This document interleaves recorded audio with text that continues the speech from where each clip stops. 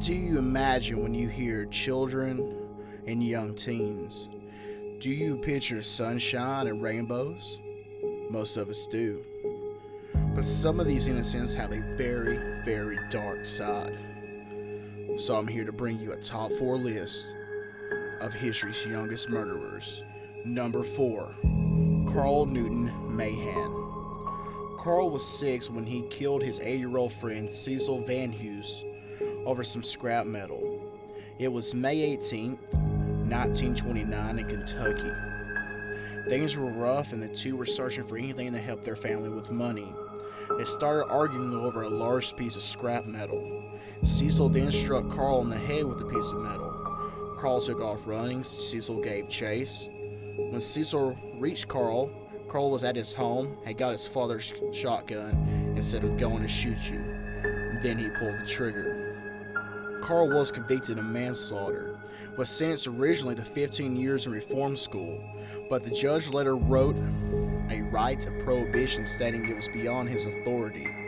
The Kentucky Attorney General was asked for a final decision, but gave none, so Carl remained with his family. Number 3, Joshua Phillips.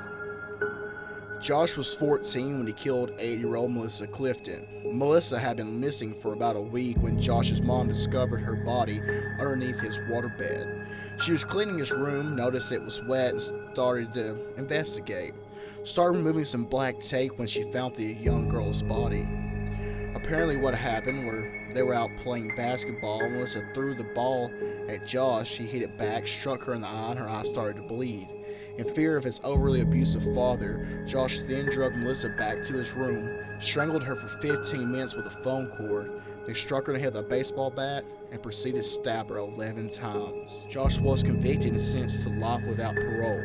Since he was under the age of 16, he was not eligible for the death penalty under Florida law at that time.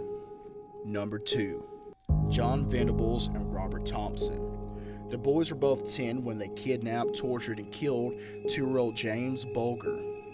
They abducted the young toddler while his mom was shopping in a mall, then walked him some 2.5 miles across Liverpool. 38 people saw the kids, but no one intervened, suspecting they were all just brothers.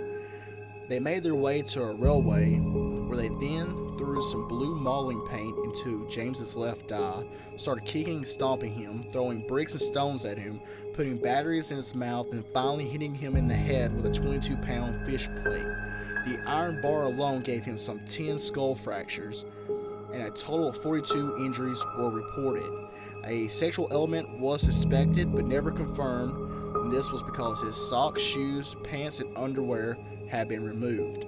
The boys left James pinned across the railway in hopes that a train would hit the young toddler, hiding what they had done. But on November 24th, 1993, they were convicted, making them the youngest convicted murderers in modern English history.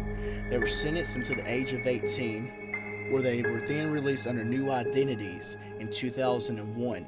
In 2010, Venables was sent back to prison for violating the terms of his release, but was re-released on parole again in 2013. Number 1, Marybelle.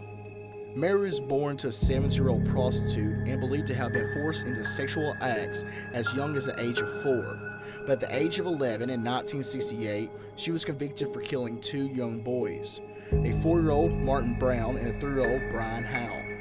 She strangled and left Martin's body in an abandoned house. Her and a friend, Norma Bell, no relations, strangled, carved an M into the stomach of young Howe and left his body on the waste ground. When his body was finally discovered, his hair had been cut and his genitalia were mutilated. Both girls were convicted of manslaughter, however, Norma was acquitted. Mary served some 12 years of her life sentence, was released, and granted lifelong anonymity. After she was released some years later, she had a daughter. Her daughter was also granted the same agreement.